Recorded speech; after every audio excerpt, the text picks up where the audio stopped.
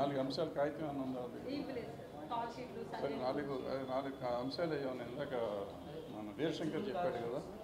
So ఆ అంశాల్లో చాలా వరకు వాళ్ళకి ప్రొడ్యూసర్లకి కావాల్సినవి ఉన్నాయి, కొన్ని కార్మికులకి అగెనెస్ట్గా కూడా ఉన్నాయి. సో కార్మికులు సాధ్యమైనంత వరకు సామరస్యంగా సెట్ చేసుకుంటానికే ప్రయత్నం చేస్తారు. ఎందుకంటే ఆల్రెడీ ప్రొజెక్ట్ చేస్తున్న విధంగా కార్మికులకి నిజంగా అంత లేదు. డెఫినెట్గా జీతాలు ఎక్కువ ఉన్నాయి అనే మాట నేను కూడా ఒప్పుకుంటాను. ఇది శాలరీగా ఇదిగా చెప్తే శాలరీకి అంటే ఏంటి, డైలీ వేజ్ అంటే ఏంటి అనేది ముందు అర్థం కావాలి. ఇవాళ మనకి డైలీ వేజ్ సపోజ్ నాకు 3,000 రూపాయలు ఉందనుకున్నాం, నాకు నెలకి చూస్తే 90,000 రూపాయలు వచ్చినట్టు లెక్కేస్తుంది.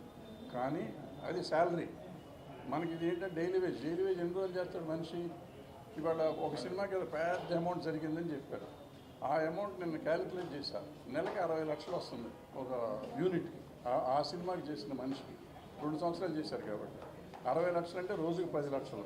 రోజుకి 10 లక్షలు 300 మంది పనిచేస్తున్నారు. 310 అంటే 3,000 రూపాయలు ఒక్కొక్కరికి వస్తుంది. 300 మందిలో అందరూ మా వర్కర్లే, ఎక్సెప్ట్ ప్రొడ్యూసర్. మొత్తం ఫెడరేషన్ వర్కర్లు మీరు గుర్తుపెట్టుకుని 300 మంది మీ వాళ్ళు ఎవరైనా మీరు అడుగుతూ ఉండొచ్చు. ఆర్టిస్టులు మా వాళ్ళు కాదు, మిగిలిన వాళ్ళు అంతా ఉంటాడు. మీ ఆర్టిస్ట్ ఎంతమంది ఉంటారు? 10 మంది ఉంటారు సెట్లో. ప్రొడ్యూసర్ ఒక ఆయన ఉంటాడు. మిగిలిన వాళ్ళు అందరూ వర్కర్సే. 280-90 మంది అనుకోండి, నా 3,500 వస్తుంది. 3,500 కాదు, 150 మంది అంటే 6,000 వస్తుంది. అతను 6 రోజులు పనిచేస్తాడు, 18,000 వస్తుంది. 6,000 తీసుకుంటే కూడా 18,000 వస్తే మీరు సాఫ్ట్వేర్ ఉద్యోగానికి 18,000 ఇస్తున్నారా? ఇది కాదు కదా. సో ఇక్కడ డైలీ వేజ్ వర్కర్స్కి శాలరీ బేస్డ్ వర్కర్స్కి కలిపి మాట్లాడడం అనేది కరెక్ట్ కాదు. ఒకటి. రెండోది, ఇది డెఫినెట్గా అనార్గనైజ్ సెక్టర్.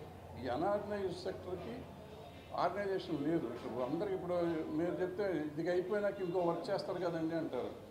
నేను సపోజ్ నేను డైరెక్ట్ చేస్తున్న సినిమాకి ఈ 6 రోజులు పనిచేశాను అనుకోండి, నెక్స్ట్ ఈయన చేసే సినిమాకి వాళ్ళు వెళ్ళలేరు. ఎందుకంటే అక్కడ ఆల్రెడీ సెట్ అయ్యి ఉంటారు ఆయన సినిమాకి. సో వాళ్ళు నెక్స్ట్ రోజు మళ్ళీ నేను షూటింగ్ చేసేదాకా వాళ్ళు ఖాళీగా ఉంటారు. ఎక్కడ వస్తే అడపాదడప చిన్న సినిమాని 1 రోజు 2 రోజులు రావచ్చు, ఇంకో 3 రోజులు దొరకచ్చు. సో అల్టిమేట్గా అందరికీ పని దొరుకుతుంది కాదు.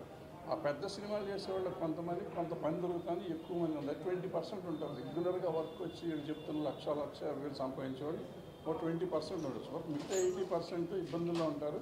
50% ఏ రోజు పని చేస్తే ఆ రోజు బతికేవాళ్ళు చాలామంది ఉన్నారు. 50% మిగతా 30% ఈ 18,000, 20,000, 30,000 నెలకు వచ్చి కొంచెం అట్లా కష్టం ఉండేది. సో వీళ్ళందరికీ మోటార్ సైకిళ్ళు ఉన్నాయనో, కార్లు ఉన్నాయనో అందరూ మీరు కూడా అంత కార్లోనే వచ్చారు. మీరంతా ఇచ్చా. రేపు ఎవరిన ఒక హాస్పిటల్కి వెళ్ళని చూద్దాం, మీరు బిల్లు కట్టండి, దమ్ముంటే కట్టలేము. ఆ పరిస్థితి మనకు లేదు. మిడిల్ క్లాస్లో కానీ, లోవర్ మిడిల్ క్లాస్ కానీ, ఈవెన్ అప్పర్ మిడిల్ క్లాస్ కానీ ఇవాళ ఉన్న సమాజంలో బతికే సమస్య లేదు. దానికోసం వాళ్ళు వేజెస్ అడిగారు. సో వేజెస్ 30% పెంచలేరు, అది నిజమే. ఎంత పెంచాలనేది మాట్లాడుకోవాలి. మార్చిలో వాళ్ళు చెప్పినాక ఇప్పుడు దాకా చేయకపోవడం అనేది కరెక్ట్ కాదు. ఏదో సమస్యలు ఏమైనా కానీ ఎప్పుడూ జరిగేది. ప్లస్ ఇది ఫస్ట్ టైం కాదు. ఆల్రెడీ మీకు అందరికీ తెలుసు 2022లో ఇట్లాగే 50 రోజులు ఆగిపోయింది, 18లో ఇట్లాగే ఆగిపోయింది. షూటింగ్లు ఆగుతున్నాయి, సెటిల్ అవుతున్నాయి, అన్నీ నడుస్తున్నాయి. ఇది కూడా సెటిల్ అవుతుంది. ఏదో కొత్తగా ఇవాళే జరుగుతుందని మనం అనుకోక్కర్లేదు, జరుగుతుంది. ప్రొడ్యూసర్లకు ఉండే కష్టాలు 100% ఉంది. ప్రొడ్యూసర్లకు మనం జాగ్రత్తగా చూడాలి. ఎందుకంటే ప్రొడ్యూసర్ దేవుడు ఎందుకు అంటున్నానంటే, ప్రొడ్యూసర్ లేకపోతే సినిమా తీయలేము, కార్మికులు లేకుండా ఎట్లా చేయలేము. ప్రొడ్యూసర్ లేకపోతే అసలు కార్మికుడు కూడా పనిచేయలేడుగా. సో కార్మికుడు బతకాలంటే ప్రొడ్యూసర్ డబ్బులు పెట్టాలి. సో అతన్ని జాగ్రత్తగా చూసుకోవాల్సిన బాధ్యత కార్మికులకు ఉంది. సో కార్మికులు కూడా కొంత తగ్గి, ప్రొడ్యూసర్లు కూడా కొంత తగ్గి ఈ సామరస్యంగా జరిగి తీరుతుంది, జరుగుతుందని కూడా నేను నమ్ముతున్నాను. ఇవాళ జరిగిన మీటింగ్ ఇప్పుడే మాట్లాడాను మా నాయకులతో, సామరస్యంగా జరిగిందన్నారు. ఇంకో 2-3 మీటింగ్లో సెటిల్ అయిపోతుంది. తొందరగా సెటిల్ అవ్వాలి, అన్ని 2 వర్గాలు బాగుండాలని కోరుకుంటున్నాను. Thank you. క్వశ్చన్స్ ఉంటే చెప్పండి.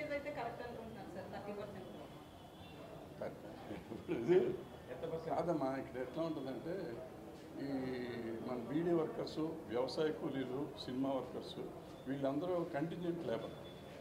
వీళ్ళకి ఇంత పెంచాలి, మనకి ఇంటి అద్దెలు కానీ, లేదా మనం ఉద్యోగం చేస్తున్న ఉద్యోగంలో కానీ ఎవ్రీ ఇయర్ మనకి ఇంక్రిమెంట్ రావాలి అనేది రూల్ ఉంటుంది.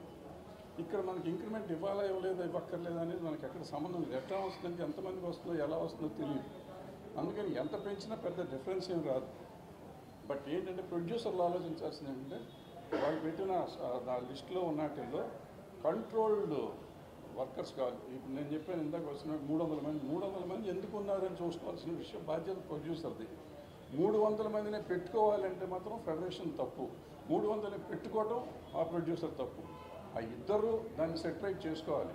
నాకు అవసరం ఎంతమంది ఉన్నారో అంతమందినే పెట్టుకుంటానని ప్రొడ్యూసర్ అన్న రోజున అవసరం ఉన్న వాళ్ళనే పెట్టుకోవాలి. నువ్వు కాదు 10 మందిని పెట్టుకోకపోతే నేను పని చేయను అంటే తప్పు అది ఫెడరేషన్.